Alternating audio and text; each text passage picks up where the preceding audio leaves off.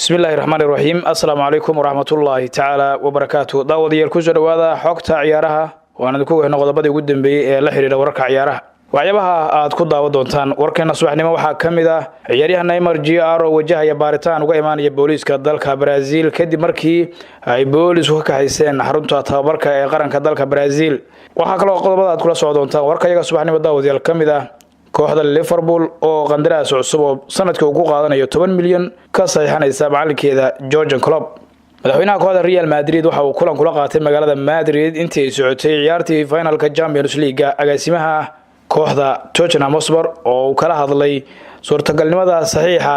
Christian Eriksen oo markaas Real Madrid ay doonayso. Sidoo kale waxa kamid ah qodobada aan kugu soo gudbin doona warkayaga subaxnimo daawadayaal ciyaaryahanka xulka qaranka Faransiiska iyo kooxda Real Madrid ee Rafael Varane oo ka hadlay suurtagalnimada in Kylian Mbappe uu kula midoobo kooxda Real Madrid. Warbixinada idinka kaga haya qodobadaas iyo kuwa kale ayaan daawadayaal idinku soo gudbin doona warkan subaxnimo ee xogta ciyaaraha.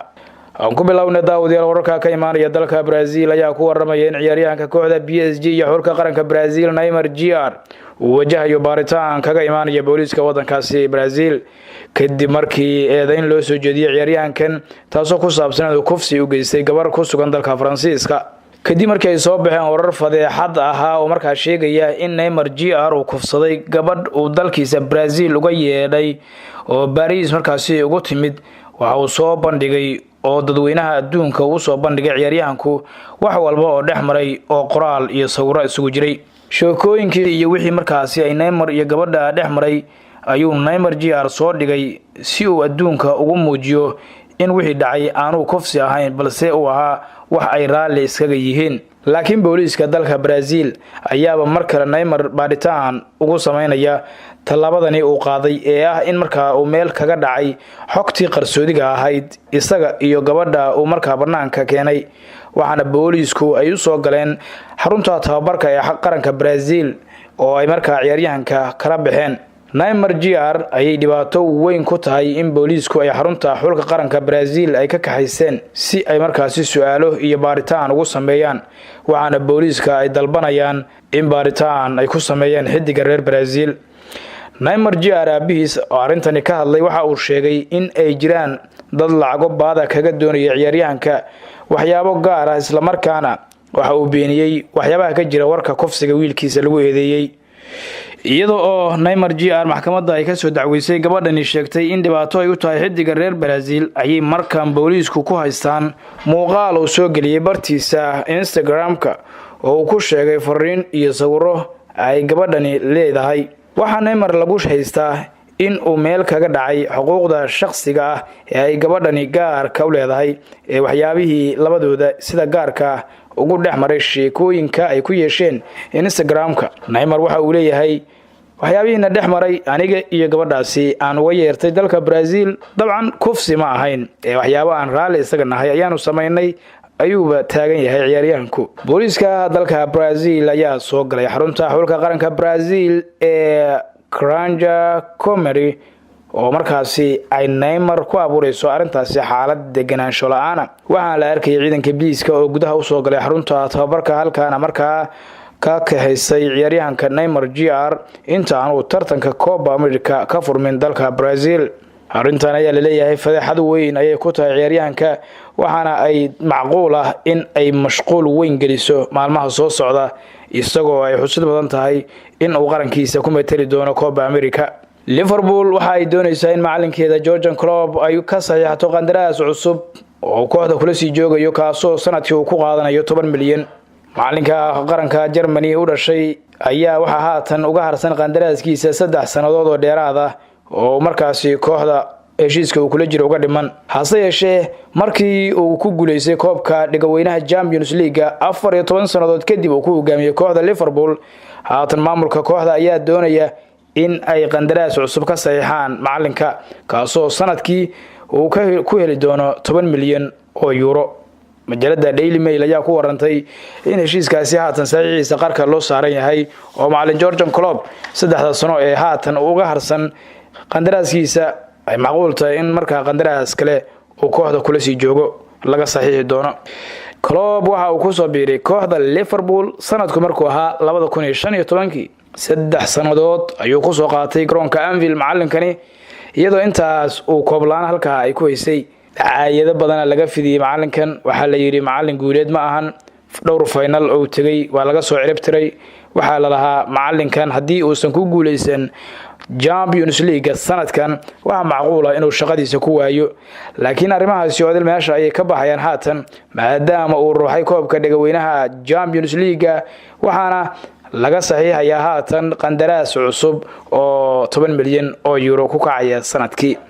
horey waxa uu qaadanayay 7 milyan oo markaasi uu sanadkii ka qaadanaya kooxda Liverpool taasoo muujinaysa haatan in loo kordhiyay lacagta qandaraaskiisana loo sii kordhiyay Jurgen Klopp aad buu haatan u faraxsan yahay waxaana uu leeyahay meel aan uga socdo Liverpool ma jirto waxa weeyaan koox guuleed waa koox markaasi wax badan aniga aan la guuleysan karo ayuu leeyahay macallin Klopp Liverpool milkiilaheeda ayaa doonaya haatan in uu ku mintido sidii kontonyo sano jirkan u dhashay qaranka Jarmalka oo uu sii hayn lahaa garoonka Anfield maadaama uu aaminsan yahay in uu yahay macallin wax badan ka bedelay kooxda Liverpool oo ka dhigay koox laga cabsado oo awood badan oo kooxii waaweynaa inta ka cirib tirtay championka haatan iyadu ku raaxaysanaysa koobka dhagaweynaha laga soo bilaabo 2005 ilaa hadda aysan qaadin ciyaaryahanka xulka qaranka Faransiiska iyo kooxda Real Madrid difaaca uga dhigay ee Rafael Varane ayaa ka hadlay suurtagalnimada in Kylian Mbappe oo ay qaranka Faransiiska ka wada tirsan yihiin uu kula biiri doono kooxda Real Madrid Rafael Varane ayaa ka hadlay suurtagalnimada arrinkaasi waxaana uu sheegay in haatan uu diiradda saarayo qarankiisa Faransiiska kulamada uu dheelayo laakiin uusan ku mashquulin doonin mustaqbalka Kylian Mbappe laakiin Varane waxa uu xusay uusan meesha ka saarin in Mbappe uu doonayo inuu horumar ka sameeyo kubadda cagta oo markaa haatan meesha uu joogo meel ka fog ama ka sii sareysa uu ka gaaro wuxuu yiri ma doonayo inaan ka hadlo waxyaabo ku saabsan shakhsiyadda saxiixa Kylian Mbappe waxaan diiradda saarayaa Faransiiska iyo ciyaaraha markaasi aan la ciyaareyno xulalka wuxuu yiri lama aanan hadlin Kylian Mbappe si toos ah waxaan diiradda saaraynaa labadeenaba diyaar garowga aan ugu jirno kulanka aan la leenahay Bolivia sida daraadeed ma doonayo inaan ka hadlo suurtagalnimada arrimaha suuqa ayuu yiri Rafael Varane Kylian waa ciyaaryahan aad muhiim ugu ah qaranka Faransiiska waxaanu ka wada dheelnaa hal qaran aad baana markaas ugu kalsoonahay awoodiisa ciyaareed inta uu ku guda jiro xirfadiisa wuxuu yiri dhowr mar ayuu tilaabo sare u qaaday waxaana ay taarintaasi mid isaga caadadiisa wax badan ayuu ka bartay arrintan waa weeraryahan aad muhiim noogu ah oo degdeg badan oo si dhaqso ah kaga jawaaba dhanka weerarka baahida ka jirta aad bay wanaagsan tahay